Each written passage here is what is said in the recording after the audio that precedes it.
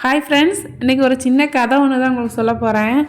ஒரு சிஷ்யர் தன்னோட குரு கிட்ட போயிட்டு, குருவே எனக்கு என்னோடய வாழ்க்கையில் மகிழ்ச்சியே இல்லை, கஷ்டமாகவே இருக்குது, நான் மகிழ்ச்சி வரணும்னா என்ன பண்ணணும், எனக்கு ஏதாவது நீங்கள் அறிவுரை சொல்லுங்கள் அப்படின்னு சொல்லி போய் கேட்பாராம். அதுக்கு அந்த குரு அந்த சிஷ்யரா வா அப்போது ஒரு தோட்டத்துக்கு போவோம் அப்படின்னு சொல்லி தோட்டத்துக்கு கூட்டிகிட்டு போவாராம். அந்த தோட்டத்தில் நிறைய பட்டாம்பூச்சி பறந்துக்கிட்டு இருக்குமா.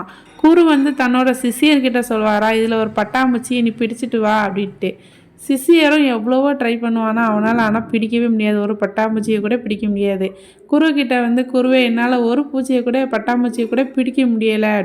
சரி பரவாயில்ல, வா நம்ம இந்த தோட்டத்தை சுற்றி பார்க்கலாம் அப்படின்னு சொல்லிட்டு தோட்டத்தோடைய அழகை ரசிச்சுக்கிட்டு ரொம்ப நேரமாக ஒரே இடத்துல நின்று பார்த்துக்கிட்டே இருப்பாங்களாம்.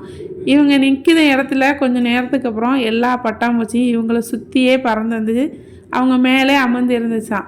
அப்போ தான் அந்த குரு சிஷியர்கிட்ட சொல்லியிருக்காரு, மகிழ்ச்சியை நம்ம தேடி போகக்கூடாது, நம்ம வாழ்க்கையை ரசித்து அனுபவித்து வாழ்ந்துக்கிட்டு இருந்தோம்னா மகிழ்ச்சி தன்னாலே நம்மளை தேடி வரும், இதுதான் வாழ்க்கை அப்படின்னு சொன்னாராம்.